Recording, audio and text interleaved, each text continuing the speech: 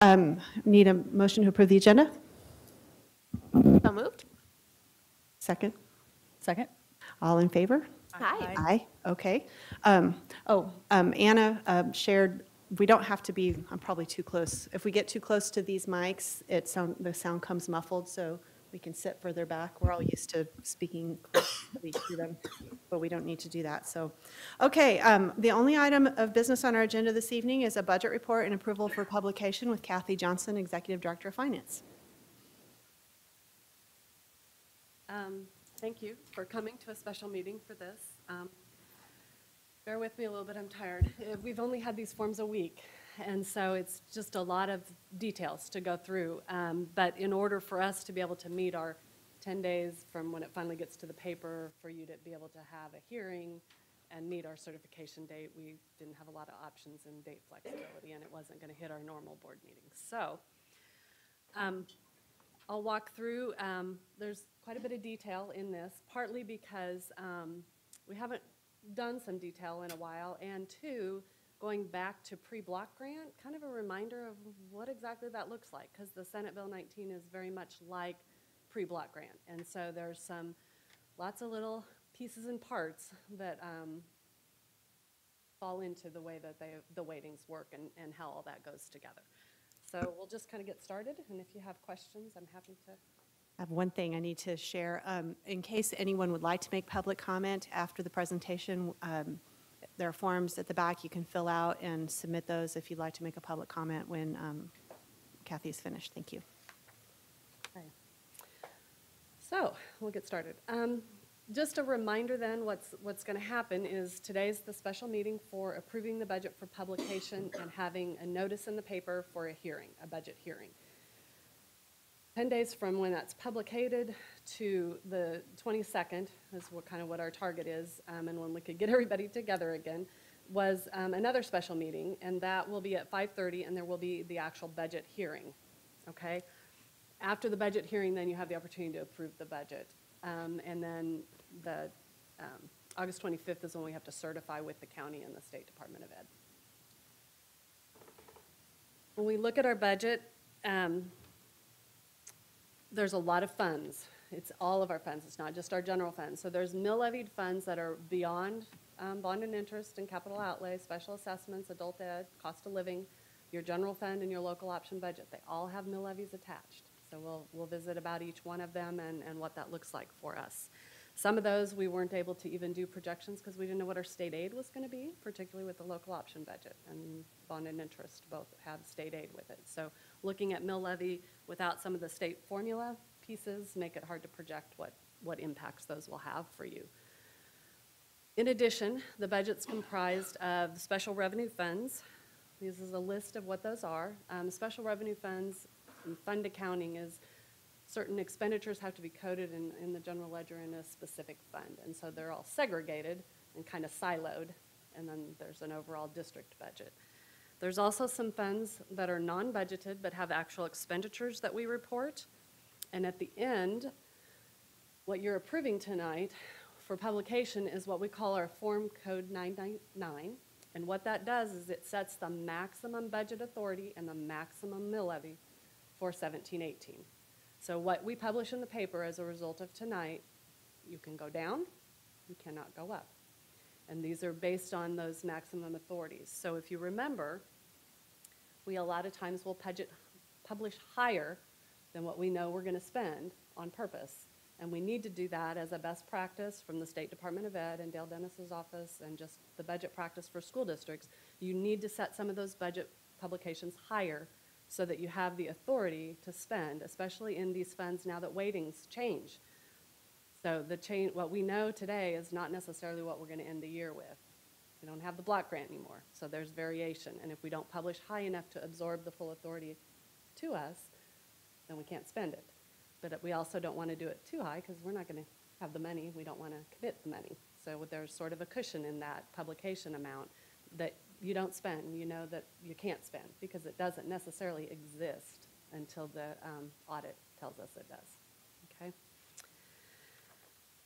So I'm going to talk through a couple of the special revenue funds that are not part of the general fund legal max and weightings, just kind of give you a reminder that there's other funds that you have within your budget that we don't talk about a lot but have a lot of activity.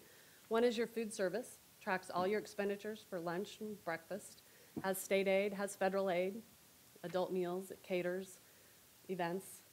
In July 3rd, you approved meal prices.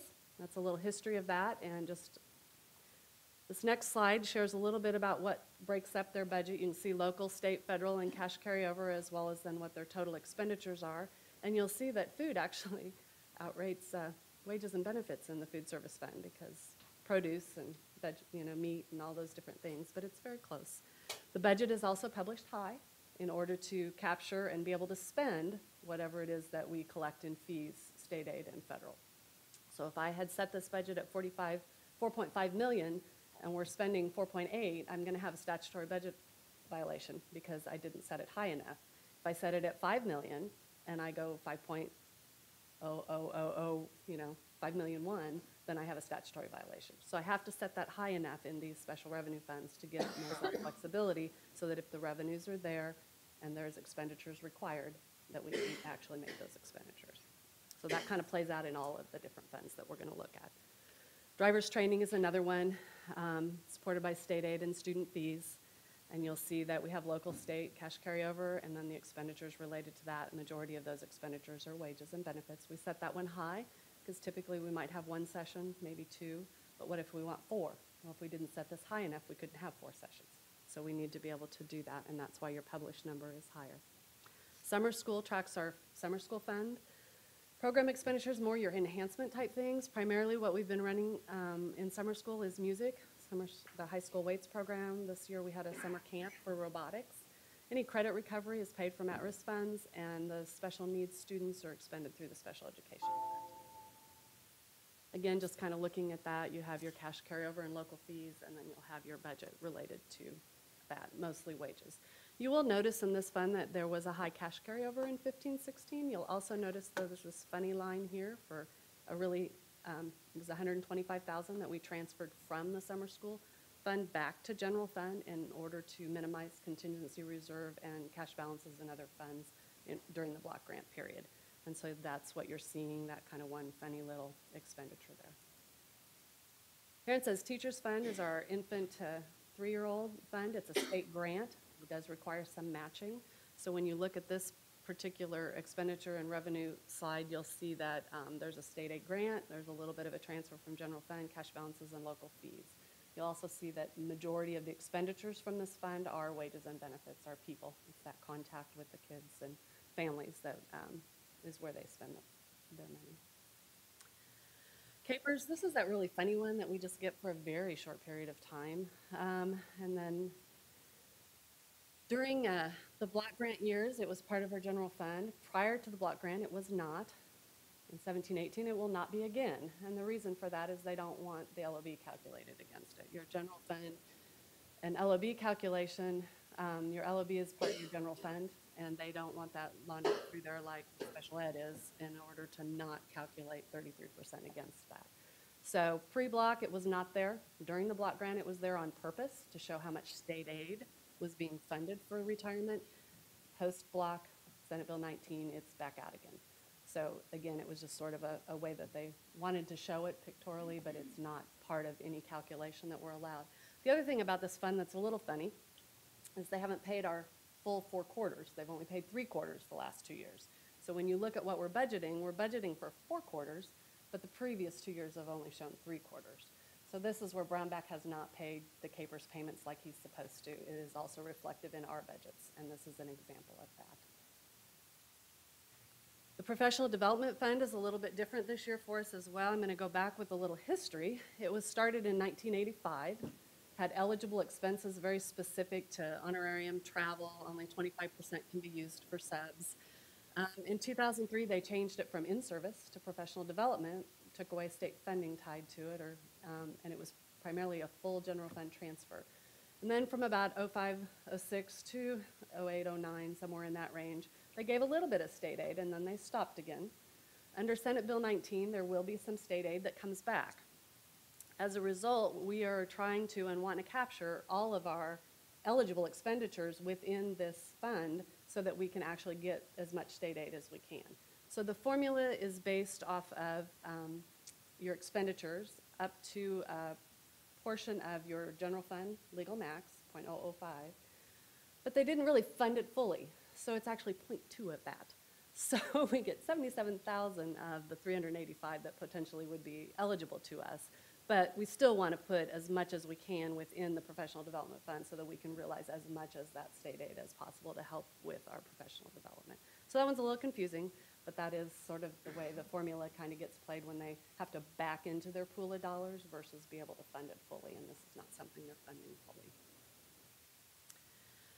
Again, looking at that, you'll see that it's always been a transfer, and in the current year, you'll see a little bit of state aid pop in there and local monies. The budget, again, is changing because we're trying to put more expenditures in this fund in order for us to be able to qualify for the state aid. If they're paid out of a different fund, then we don't get the aid because it has to be out of this fund. So again, it's moving it into the siloed account that accounts for those expenditures in the appropriate manner. The next group I'm going to talk about are our weighted funds. And these are all of the special ed, or the special revenue funds that have a weighting tied to them now. This is kind of going back to pre-block again. Under the block grant, we didn't get to count any growth of enrollment nor any of these weightings. It was just whatever was there for 2 years, we've just got the same amount of money.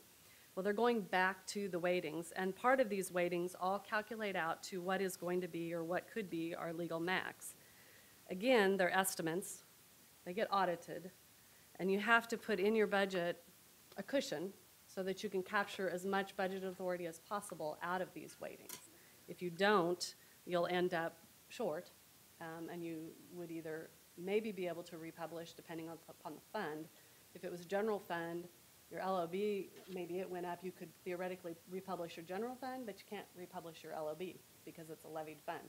So you wouldn't be able to realize your full budget authority. So you need to, it's a domino, and it's all attached to itself, to each other. And so trying to find that perfect balance is a challenge, but we've tried to do that within here. Before I go to the individual weightings, the next slide is just sort of a summary slide of taking those specific funds and where we are spending our money out of those funds. The yellow line is only Function 1000, wages, benefits, and employer costs. So it's the total cost, not just wages, related to certified teachers in the classroom and paraprofessionals, any instruction coded directly to the classroom. The 21, or the other 1,000 is like your supplies, materials, software, those kinds of things. 2,100 student support is the little blue line. That one actually has some of your certified staff in it as well, nurses, guidance, social workers, speech language, but they're in a different function code. So for purposes of how it compiles into the budget document, it's not just wages that are captured there, so it's any supplies and things related to student support. You'll also see the little green of instructional support. The primary certified piece there is probably your library media assistants and some of your learning coaches, things like that. Very little is coded to actual general administration. Your school administration's the red, or purple, sorry. The central administration is the red. That's primarily your technologies and business office, HR. The black is facilities and operations. And because we have elected to have smaller schools, neighborhood schools, we have a lot of them. And so then the overhead for facilities, utilities, those kinds of things is bigger than potentially if you had fewer schools. The same would be true for your school administration. So those are some overhead costs that take a chunk out of your budget as well. And then transportation. So this is just sort of a visual to give you an idea of kind of where some of your expenditures are going within those general fund legal max and weightings that are then transferred out into. So compiling them all together, less transfers, kind of gives you a global picture of the majority of your operating expenditures. Doesn't include federal funds, so your federal grants are not included in there. But it does give you a little bit of a picture of the dollars are going to the classroom. They're getting where they need to go. So Kathy, good thing. Yeah. sorry to interrupt. I have a question about the slide 2 slides ago, just to clarify. The professional development money, so we're budgeting at $800,000, and the slide before that, the calculation showed you captured about $700,000 that we had probably spent last year. We're not planning to spend more this year, we're just going to designate it out of a different fund. Is that? It's expenditures that are probably in general Other fund funds. or other funds Right, that will be right. now out of here. So you're just moving To be able to capture that revenue. So what I wanted to to get the state. point out about that is this is another good example of how the accounting rules from the state sometimes make it look like we are drastically increasing expenditures or decreasing expenditures for something when it's really about where the money is coming out of. Just like we have to publish high, so you can't compare 2017-18 budget to previous year actual and say that there's any real spending increase. So a perfect example of where some of that is transferring is you approved one initiative for technology that was part of some of the deficit spending. That was been sort of charged currently into our LOB fund. That will no longer be charged there. It will be charged over here because it's the Vanguard Apple training. It's those kinds of things. Right. Those are eligible expenditures, and we want to capture them for state aid, so they won't be charged to LOB. They'll be charged here. Okay. So that's an example of one of the shifts, and it's really not a difference in dollars. It's just changing where it's going to get coded so Okay. we can take advantage of state aid. Thank you for that explanation. So the general fund budget authority, we're going to start kind of walking through these weightings. And one of the biggest changes is that the base enrollment, kind of the core FTE, is going to be built off of prior year's fiscal audited FTE.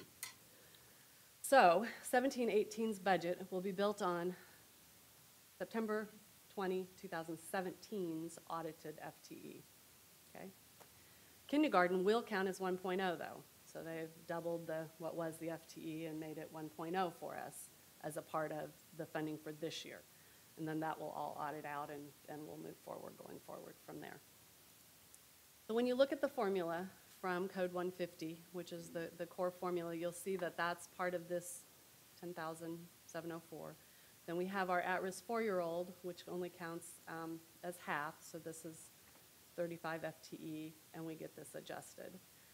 Just as a reminder, that 4-year-old at risk is a weighted program very specifically for or the 4-year-old at risk children's preschool. That's the 5 classrooms that we have. So when you look at that, we have the 10.739.8 FTE, and then we get a correlation weighting or a high-low weighting that's based on that enrollment, and it's a factor that the state gives us, and we get another 376.3 FTE. So we're just adding up all these FTEs to then take times your base state aid per pupil.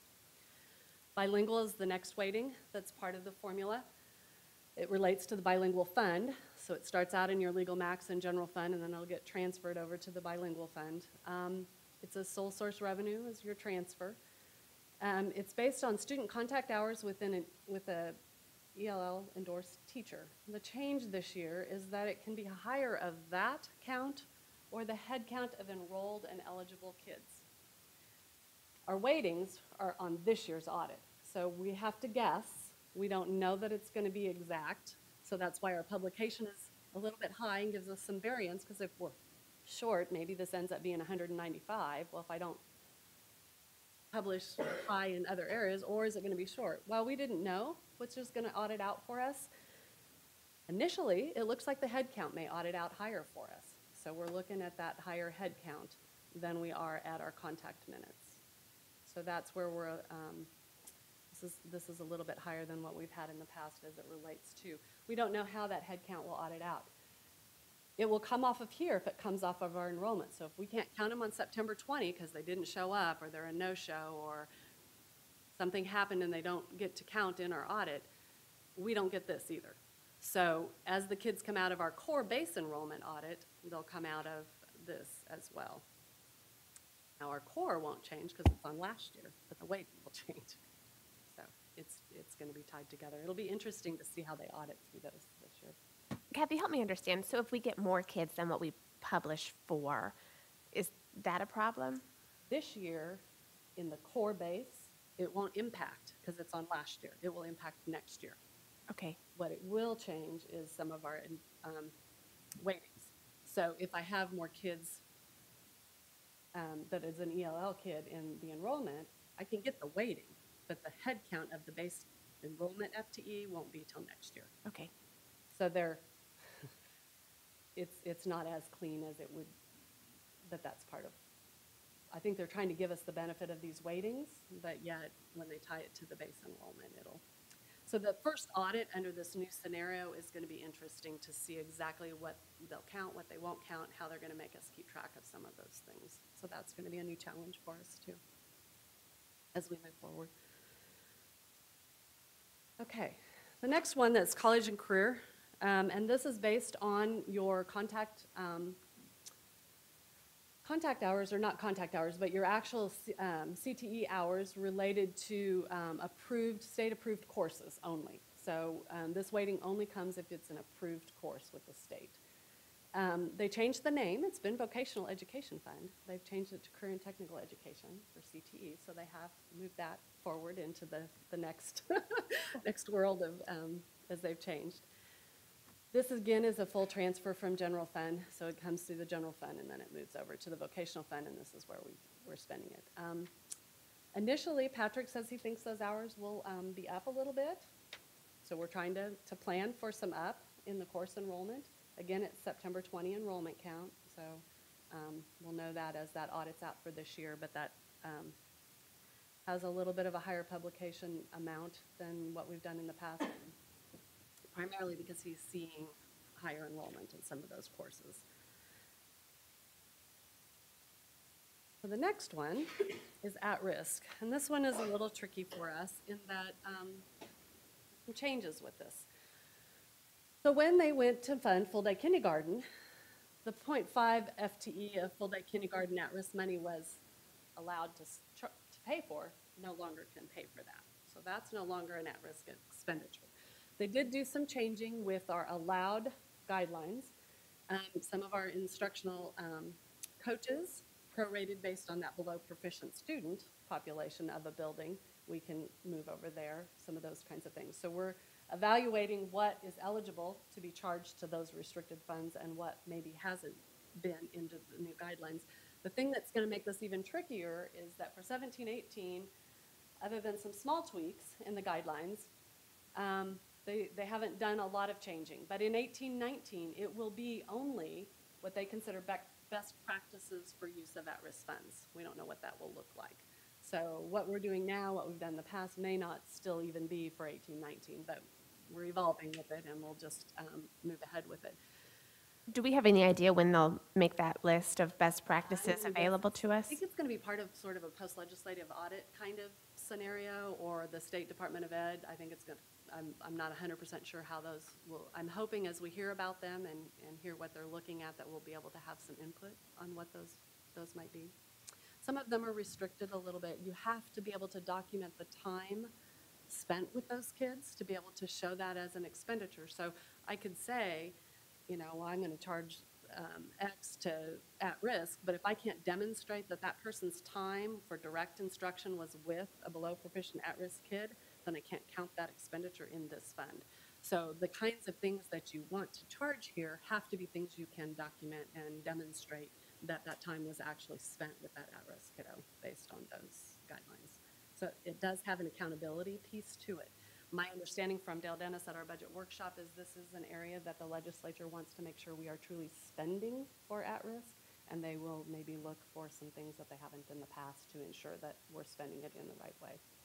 Is the documentation that we anticipate they will be asking for similar to what we've done in the past with ELL students? Probably some things like that. I don't know. I honestly don't know. Okay. Because again, it's just, you know, it's new. They gave us the funding in the area because that's where districts had said they need more funding for those below proficient kids, but they want to make sure we're spending it for those purposes. That being said, they want some accountability as a result of. And until the auditors come out and actually do some of that, I think they're even trying to figure out what is it that we need to ask for. Okay. So I don't know what the level of detail will be. So we'll all learn this together. So it's kind of some examples of how we are using it in Lawrence: extended day tutoring, credit recovery during the summer, prorated share of our certified teacher salaries based on low proficient students, K-12, instructional learning coaches that we can prorate based on those below proficient student percentages, elementary instructional support services for math and reading. Those are not all inclusive, but a significant portion of the dollars are spent on those kinds of things in the district. It does, I'm going to editorialize for a second and say if the state gave us sufficient resources to do our job, then we wouldn't have to keep track and we wouldn't have to necessarily use all of that time to focus efforts on things. And we could just do the job that teachers need to do in the classrooms. And so like this kind of thing, I think misses the boat in many ways from what it is that needs to be done. But I I'd will. agree with that. And the record keep, I mean, this reminds me of counting your minutes in a law firm. It's sort of, that takes a lot of time to keep track of the time that you spend doing a particular task. And so I'm hoping that as they implement this, that they won't go that far. that they won't go that far. Or at least allow administrative secretaries who are running around calculating all these minutes all the time count as an allowable expense potentially. Right. The things that we are prorating, we can base because we know what test scores are and what the below proficient or the percentages is in a building, and so we can prorate it that way, and that's one of the allowed best practices for guidelines. So that's kind of where we've gone as much as possible before we get into the other.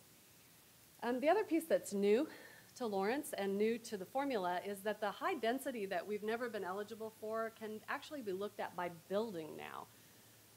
This is a little bit volatile in that this can change, how it audits out, it's going to be tricky, and it's kind of like if that kid doesn't show up or they don't count, then the funding's gone. So it's a cliff. It's not like there's a transition. So this is an area where we've published a little bit high on. We don't want to necessarily commit the dollars because we've never done this before. We've never been audited in this area.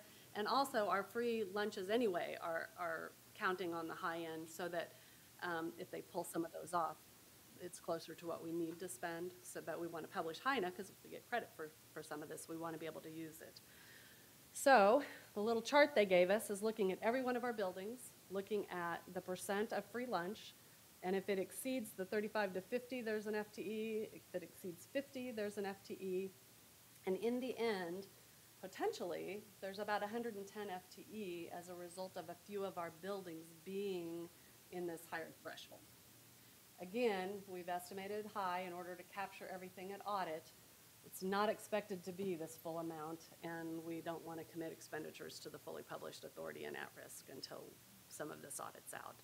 This one makes me a little bit nervous, and just that it's easy for those free lunch things to not get turned in correctly, or they don't qualify because they audit off because they got selected to be verified, and then the verification doesn't come in right. And so there's a lot to do with that, but there is some high pockets of free lunch counts in our district, and so that's what this is related to. Can I quickly add? So I do think it's important that the community understands that applying for free and reduced lunch services, I think that there is some stigma that exists among people that apply thinking that maybe they don't want to necessarily apply for services they would qualify for because they don't want to consider themselves needy. But doing that when you qualify benefits the district in a number of ways by increasing the amount of state funding that we qualify for. And so I do think that's an important consideration. We're able to better meet the needs of students when parents are willing to fill out those forms honestly and take advantage of the services that are available to not only help their household and help their child eat, but also help ensure that we get the funding we need to meet their students' needs. And that graph that you showed was for free lunch only, is not free and reduced? Reduced does not count. It's only free.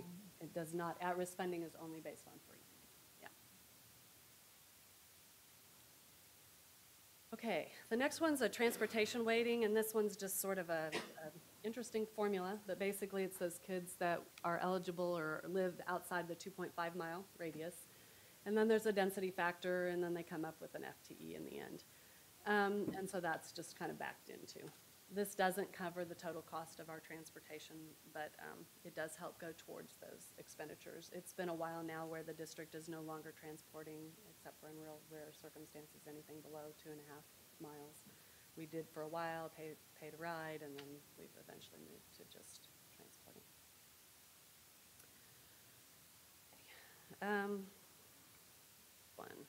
New facility weightings. This is one that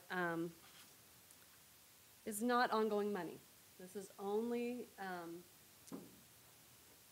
kind of one-time 2-year money based on construction, additional classrooms kind of thing.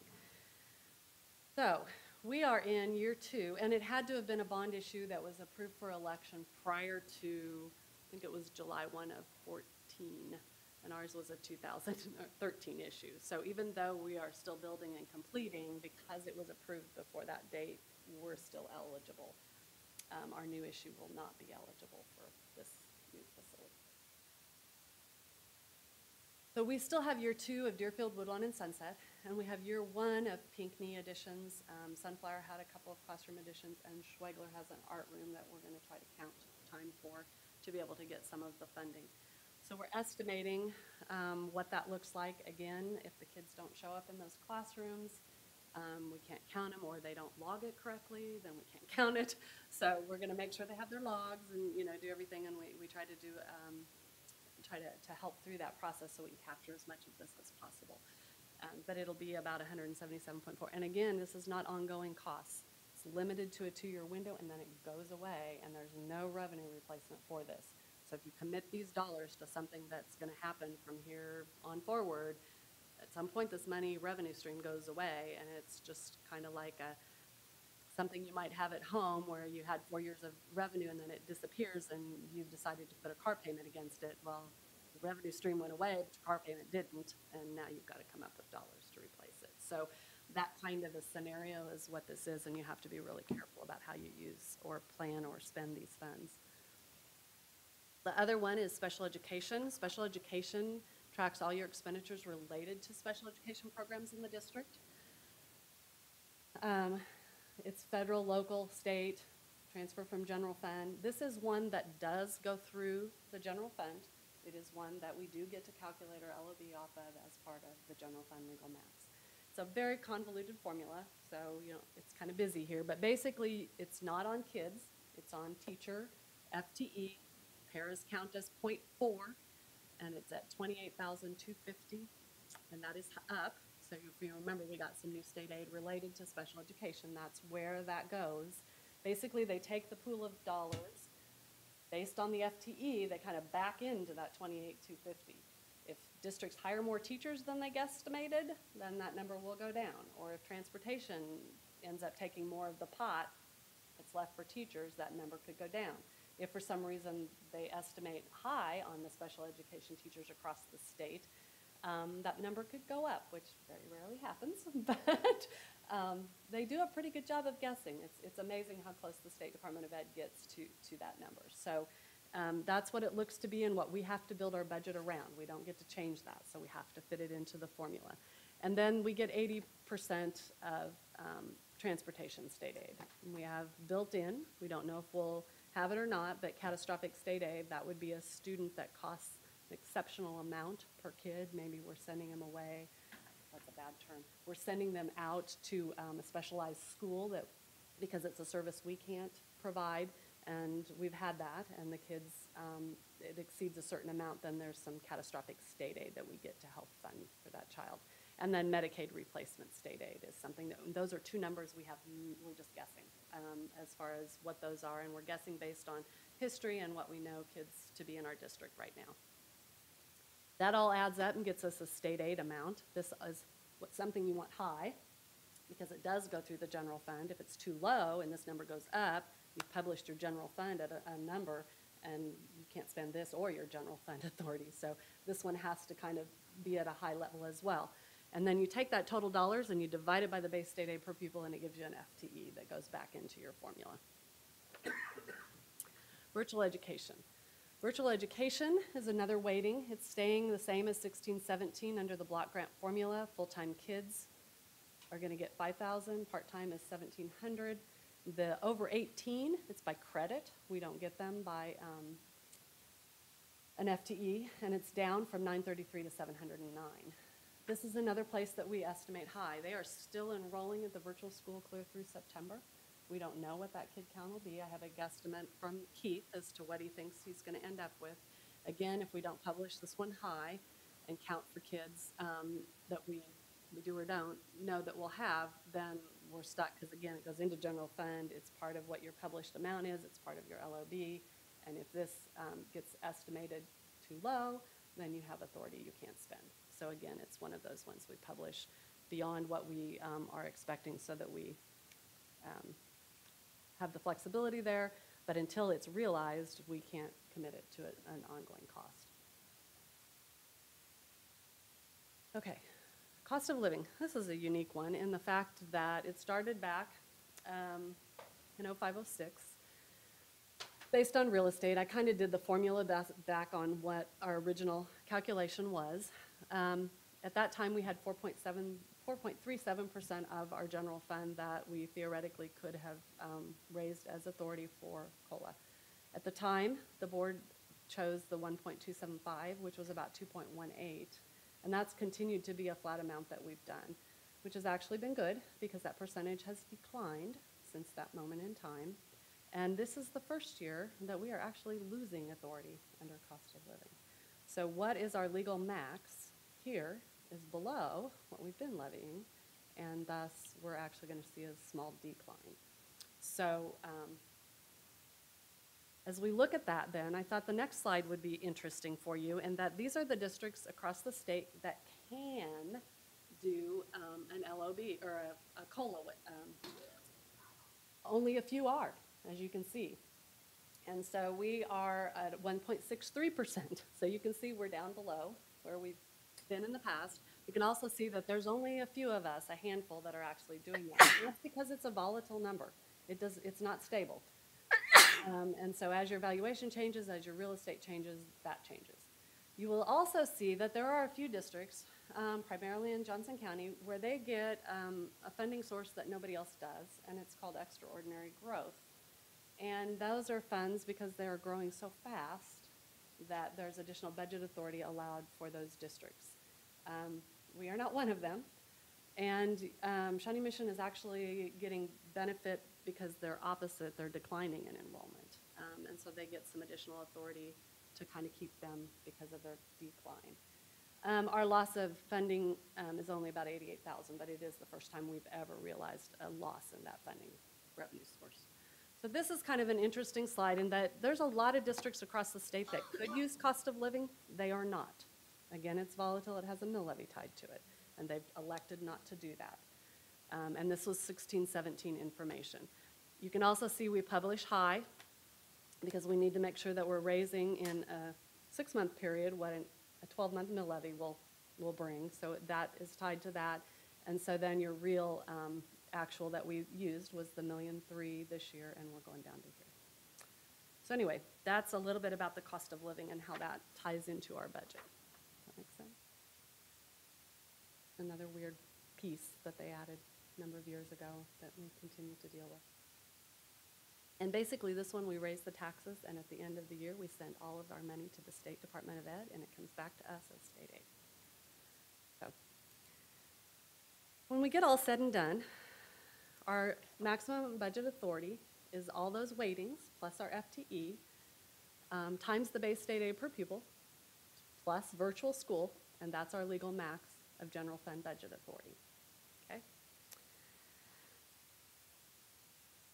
The LOB is a little bit different in that it actually has a false base to it, and I say that because it's at 4490, not 4006. So we take the weighted FTE without special education in it, times the 4490, then you add in special education, and that's your general fund base to calculate your 33% off of. And this is what our maximum 33% is. We have never adopted an LOB less than our maximum authority. So this is what our general fund, or LOB calculation is for 17-18. This general fund weighting up here that you calculate your LOB off of does not include KPERS. It does not include the LOB when it was laundered through there, and none of that was allowed anyway because it was during the block grant, and that was a flat LOB, just like the block grant was flat. So pre-block is the only time we've been able to do a formula calculation. Post-block, we'll be able to do it again, but they removed all those extras to make sure that this formula works exactly like it did prior to. Make sense, sorta? Clear as mud? Okay, moving on. What does that all mean in total and based on where we're planning?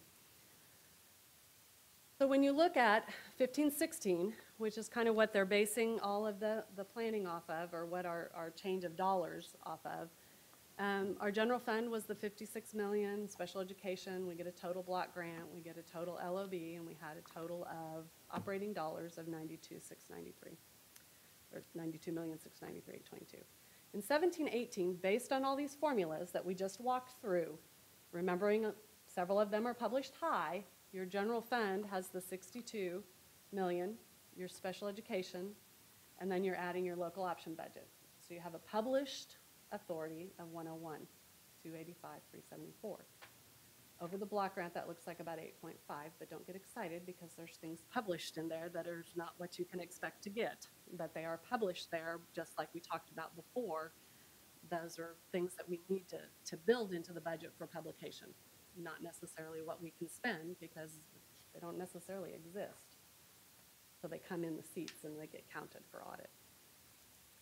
So when you look at the published increase, and then you look at what we've been planning for up to this point, there is an increase within the publication of about 2.4. I have backed out of that number the virtual published above our expected. I also have to take off 33% of that number because LOB is 33% of the general fund. The at-risk and high density, we've published high. Again, taking that out till it's audited and not committing it to anything. Same with the 33%. New facilities is not something we should commit to ongoing costs. It's been pulled out of here for purposes of the presentation because it's going to go away. You only got it for a short period of time. Goes away. Special education is also published high. So when you get all said and done, you're taking off about 2.4, and the net change from planning is another $6,000. So estimated new funds available for 17-18 is the 6.170,637. Very close to what we've been planning.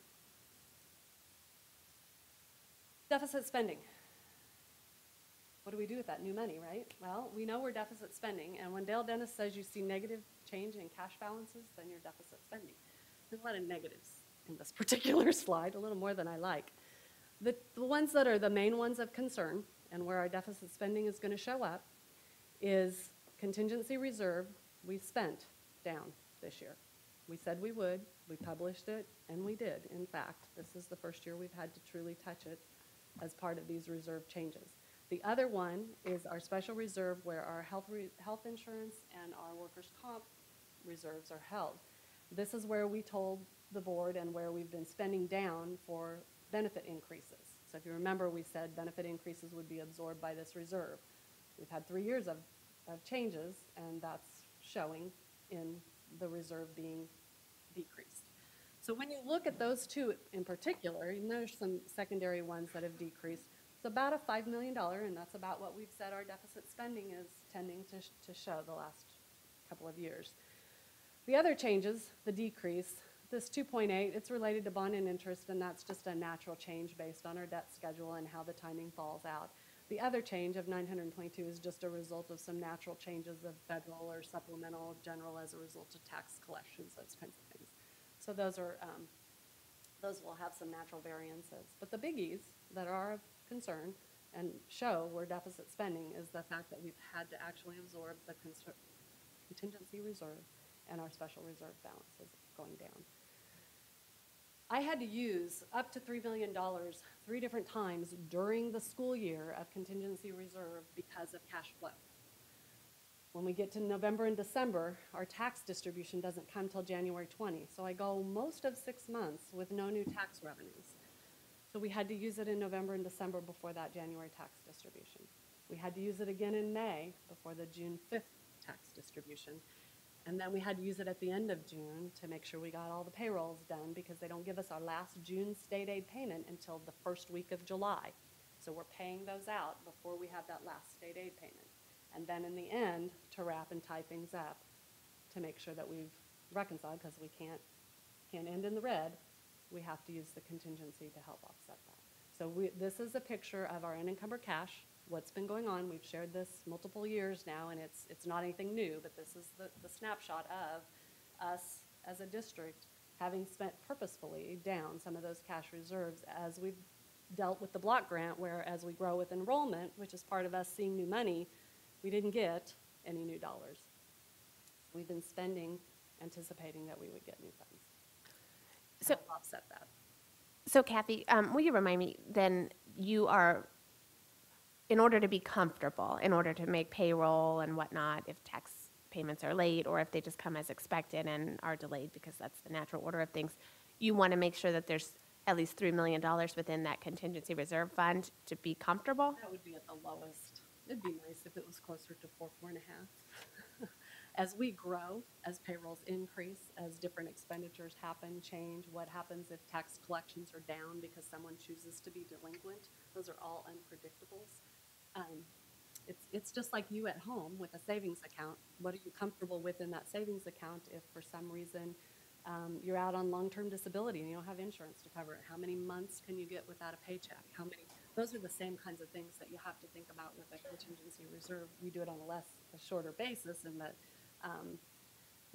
for right now, it's been cash flow, and the state hopefully will continue to make payments on time and things like that. But that is part of that.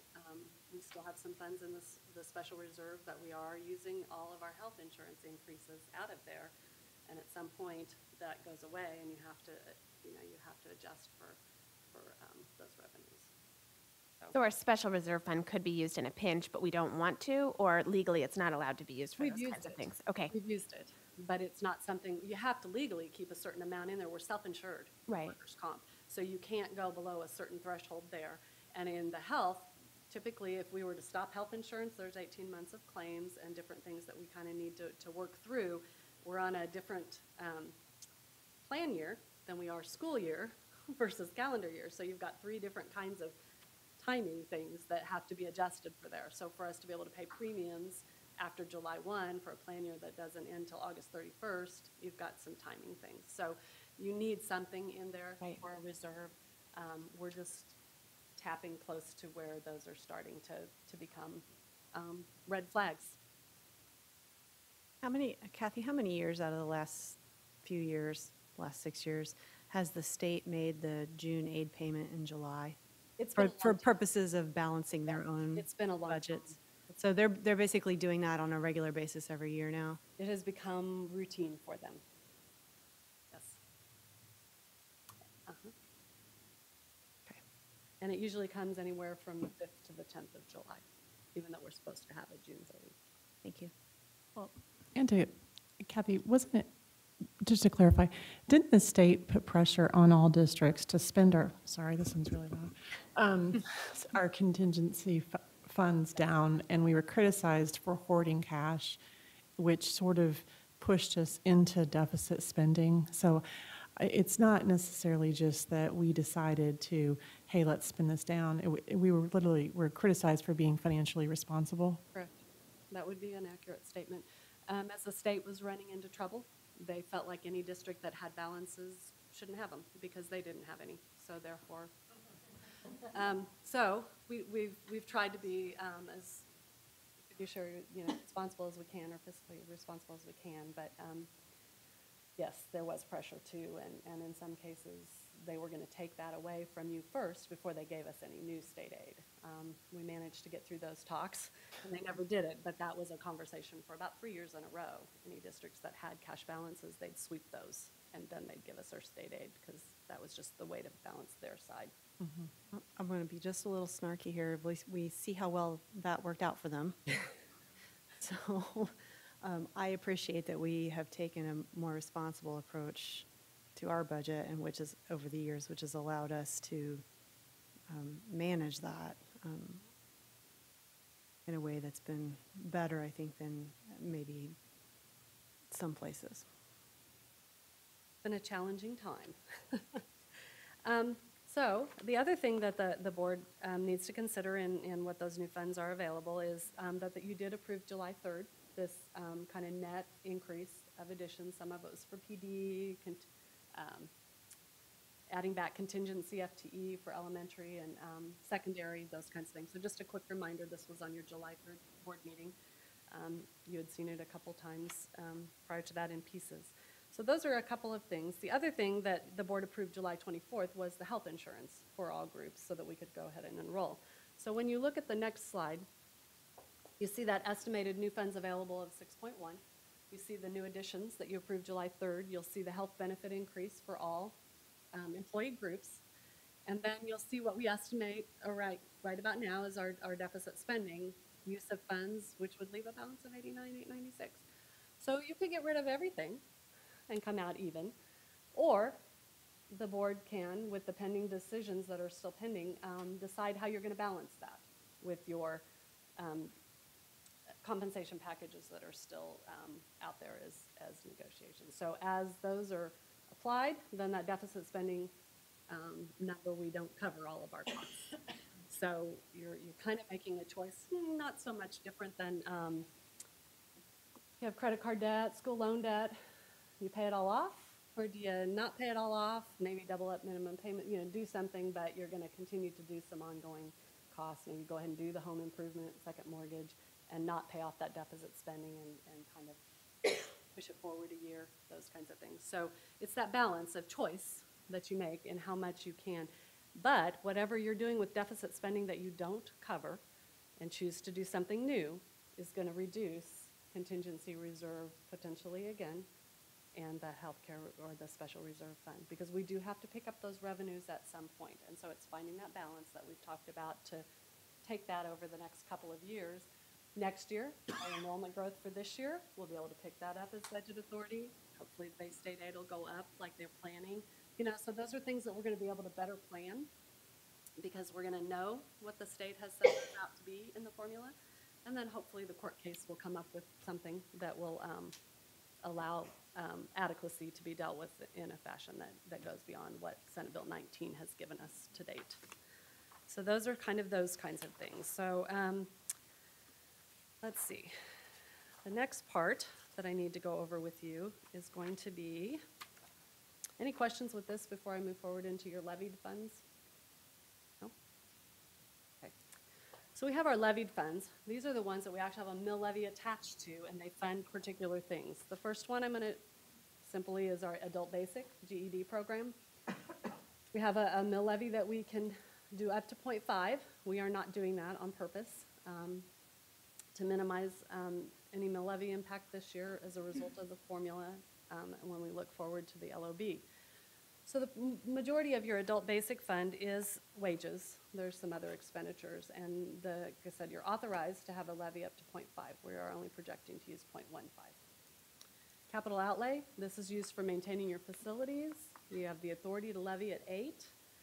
You receive a report every December, January time as far as how you're going to use that capital outlay levy, your improvement plan, and we've been using the 8 mills as a result of funding the various things in our capital improvement plan, from the Apple technology leases to roofs and other equipment in the buildings, instruments that the buildings buy, those kinds of things. So that's your capital outlay. Special assessments, it's to pay for public improvements benefiting real property owned by the district, your sewer, stormwater drainage, same kinds of things you might have at home. We have the authority to issue whatever mill levy it takes to fund those. We have adequate funds in there, and our assessed taxes have gone down dramatically, so we are actually not levying anything in this particular fund for 17-18, as we have adequate funds to cover what those taxes are predicted to be. Bond and interest. This fund is to make our principal and interest payments on long-term debt. We have our past issues, and then our 2017 community approved an $87 million, projecting 2.4 mil in this particular fund. Due to us not needing all of the funds at once, and looking at the overall mill levy impact of formula changes, we believe that it is in our best interest to only sell half of the bonds this year in order to only go up 1.2 mils for 17-18 in the bond and interest fund, and spread the issuance of those particular bonds over 2 years. We don't need the other half of it till a year from now, and so there's no reason to go ahead and levy and do something with that until we need it. And so that will help us spread our mill levy a little bit, and worked with Dave Arterberry to be able to navigate a payment schedule that will benefit us in that regard. Looking at then when the other half is when the other 1.2 potentially will come into play. But for 17, 18, we're only moving up half of what we projected would be 2.4. And that's just appeared to be in the best interest of how the formula is pulling together for this budget year going into 17, 18. So the tax implications that were talked about to voters are actually going to be less For significant than this what? fund. Okay, right. This is our LOB, and the LOB is a formula-driven fund and a mill levy, and so we need to talk through that because that's the crux of some of why some of those mill levies don't have a levy, plus deciding to go half here. So in the best interest, LOB, again, looking at going back to now we can levy, or now we can capture budget authority of 33% of our general fund. So we're back to pre-block grant. It's the first time in 3 years we've been able to realize any new budget authority for the LOB because of the block grant. You will see that that didn't help us with a flat mill levy in this fund. If you remember, state aid drives what happens in this fund. And it seesawed even when we got no new money. So that's important because as you look at this, you'll see the red is the block grant funding, absolutely the same. You'll see how our mill levy seesawed during that particular period in time. It's all to do with what happens with state aid. The balance of what is needed to fund the same budget authority is taxes. So the levy is a result of what it takes to fill that same cup of water after state aid hits it and any cash balances hit it. That makes sense? So in 14-15, when we built our budget, the state was going to give us $5.9 million. They didn't. They only gave us 4.7, but we had already set our mill levy thinking we were getting more state aid. As a result, we seesawed the next year to a higher mill levy. Same dollars, lower state aid, but we had to fill the same bucket of water with taxes, which requires a bigger mill levy. Then this year they gave us our state aid back, which allowed us to drop last year. And you can look, it's just a seesaw. Well, now this number finally gets to increase. As a result, not quite the same amount of state aid, so we didn't know what that would be till we got our forms. We never know till they give us our forms and tell us what our percentages are on these formulas. And so until we got the forms last week, didn't know what that state aid number would be. As a result, new dollars, state aid out, cash balance out, that's what's needed to fund those same dollars. It does trigger a mill levy increase to do it. The only way to not have a mill levy increase is to not go your full authority. Those are dollars that you saw in previous slides committed to different things or to reduce. So this is a function of the formula. The mill levy in your LOB is a result of what that formula does to us. It's not something we get to set and say, oh, we get more money because we raised the mill levy. We didn't. This year we do a little bit just because the formula is changing. But our state aid went down as well. So had the state aid gone down, because the state aid is based on a percentage of that total expenditure number. So if the percent was the same in 17-18 as 16-17, with the budget going up, our state aid should have gone up. Obviously it went the wrong direction for us. So that plays a part in how this turns out. So as a result, this is about a 2.88 mil increase. As a result of valuation, that plays a piece in it. You can see our valuation goes up a little bit. The overall mill levy is going to be about a 3.503 increase in order to take care of half the bond issue sale and what is being done to us through the formula on the LOB mill levy. And you can see how it has seesawed through the block grant and then into this year. So Kathy, help me understand, what, was it a change in Senate Bill 19 and the percentages that's driving the decrease in state aid for the LOB? It's just our assessed valuation per pupil to the percentage of across the state. So the formula basically stayed the same, it's just that It's just The where way we that it fall, applies to our facts has changed. Okay. And our state aid will change every single year. Usually it's not this and really it wasn't. If all we had to absorb was that little bit of state aid change, you wouldn't see this. But we got to increase our authority.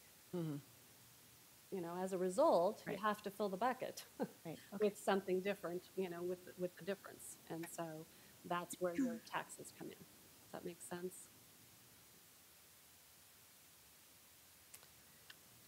I guess I'm just a little surprised that all things being equal, that the state aid portion, even though our funding went up, everything went up, but somehow that state aid portion has gone down.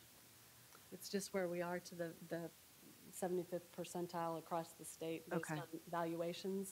So we Gotcha. take all the valuations per pupil across 295 districts, in a big long list, and figure out where that percentile is, and then where you are to that is how far away you get is where your. So in other words, It's equalization. our overall property tax base in Douglas County has gone up in comparison to other counties across the state. Is that the, And ours did go up. You probably saw that when you got your tax statements. right? But it went up, but it also went up in comparison to Across the state. across the state. Okay, You've got that's oil the and thing gas that explains places it. that didn't go up. You've got other communities in the state of Kansas that did not go up. Okay. And Douglas County is usually a unique little pocket, and that's how the formula works. And that's how they equalize. So when they talk about what a mill raises in a tiny town in western Kansas versus a mill in Douglas County, Right. obviously the taxes are Right. very different. And that's where that state equalization is. So the state aid's going to go over here to that little district, and we're going to get less. It's the mill in Galena versus the mill in Lawrence versus the mill in Shawnee Mission. Exactly. Okay, thank you. So kind of flipping back through here. So as you look at comparing actual, remember, school districts have to budget high for authority, can't exceed the published amount even if revenues are there. If we were to exceed it, maybe we can republish, but certain levied funds we cannot. So the mix of putting this together is thinking about all of those together. If you do have a published budget authority that, and you exceed that, it's a statutory violation. And those are financial red flags when Moody's comes along and reviews your statements and looks at bond ratings. And we have a bond rating call at the end of the month for our next sale. So combination of cash balances is one thing they look at, and making sure we have no statutory violations, and just looking at our health of the district will be what they look at the end of the month, so that we can hopefully maintain our good rating so we can get a low interest rate when we sell our bonds. Hey, Kathy, can you go back to the previous slide really quick?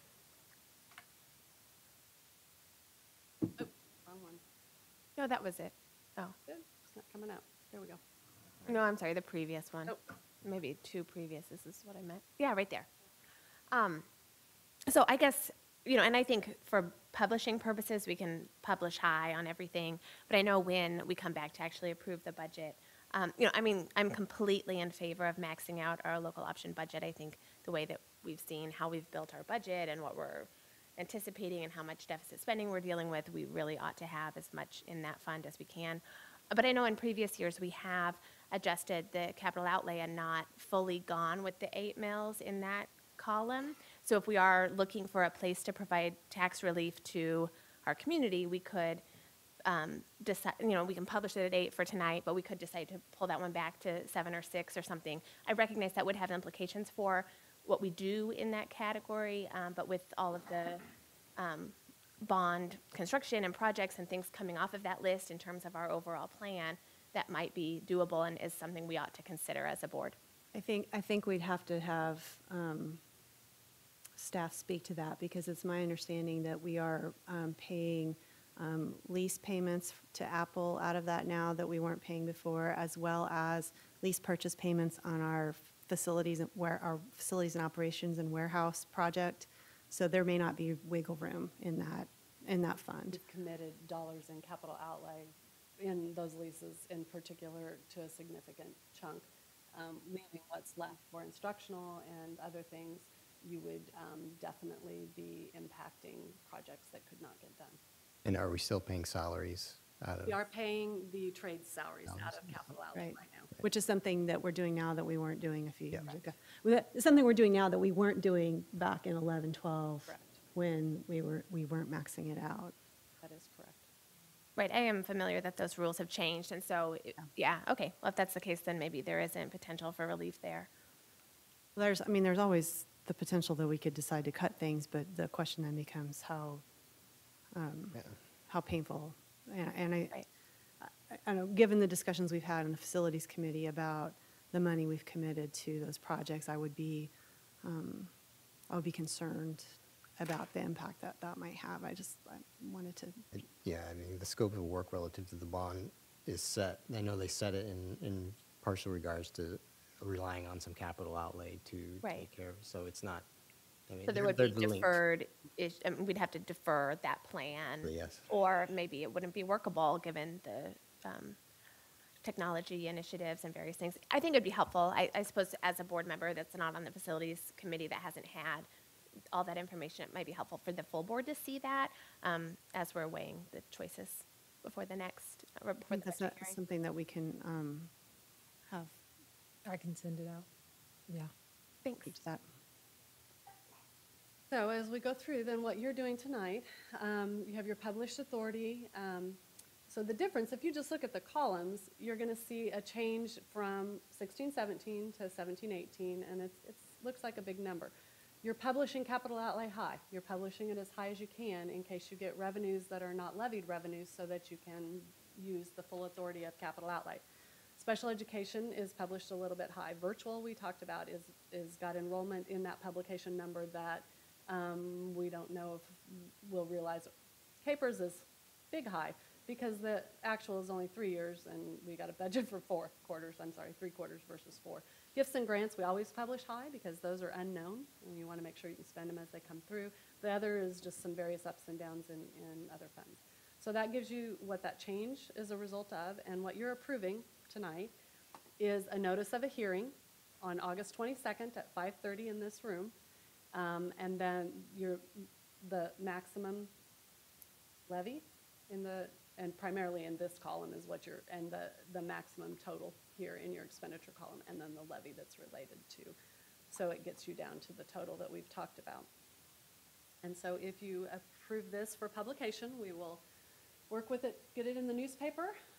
As soon as it's published, we want that 10-day window, which will get us to the August 22nd. We'll have a hearing. At that time, you cannot go up. You could elect to go down, as Vanessa said, but we can't go any higher. So what is published is what it is. And so then once we have the hearing and the board chooses to approve it in its final status, then we would certify with the county and State Department of Ed. So that's it in a long nutshell, sorry. It's a lot of details, but kind of needed a reminder of what the formula now looks like again from what it was, because the block grant, it was very much, here's what it is, this is your total. You just kind of, and there's a lot of factors now that can influence where we end up. And some things that have changed for us based on numbers this year. Do board members have questions? I have a question. I just wanted to thank Kathy, because I know you did about a semester's work in about a week and a half since we just got the information from the state. I know. Any other questions? Julie, do we have any public comment this evening? Okay.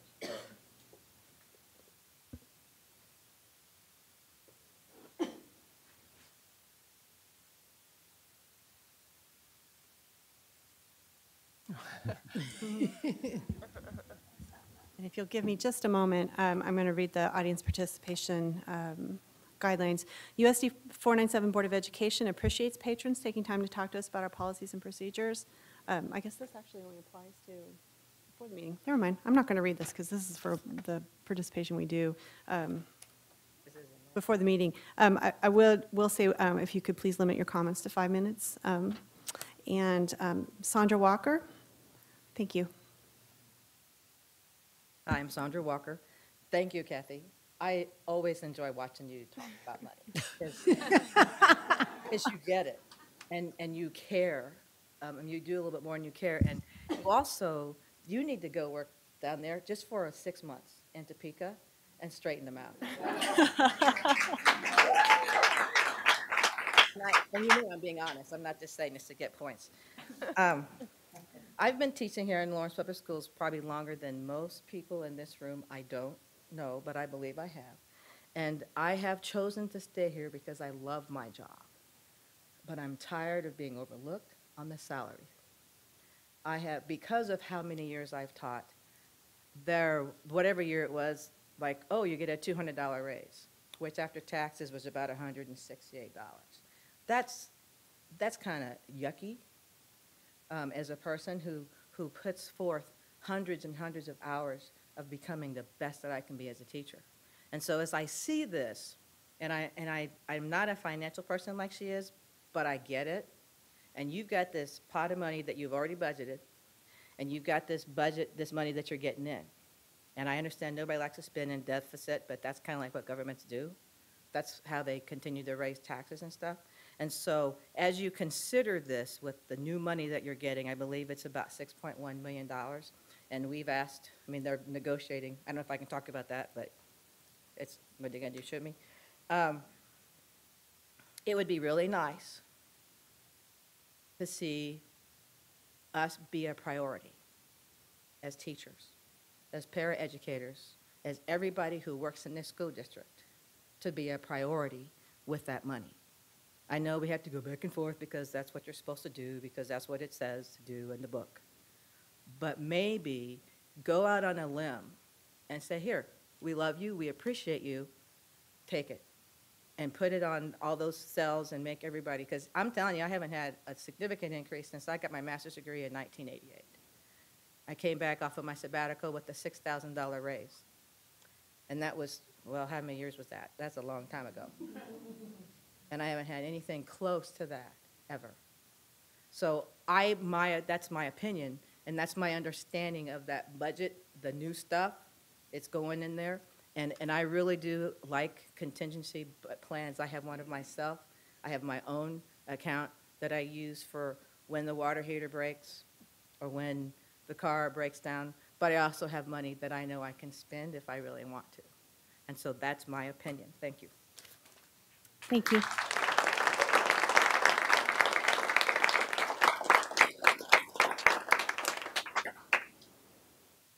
Any other comment sheets, Julie? No. Okay. Board members, do you have any additional questions for Kathy or commentary? Okay. I guess we can entertain a motion, please. I have to move to approve publication of the budget. You have it.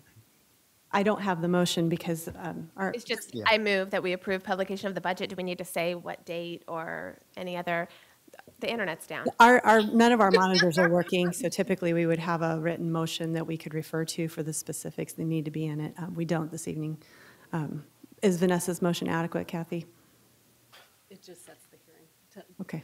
that you're approving for publication and setting the hearing. Okay, so I move that we approve for publication the budget as Code 99 and approve having the budget hearing on August 22nd, 2017 at 5:30 PM.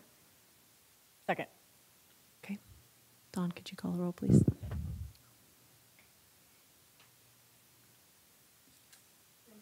Yes. Yes. Yes. Yes. Yes. Yes.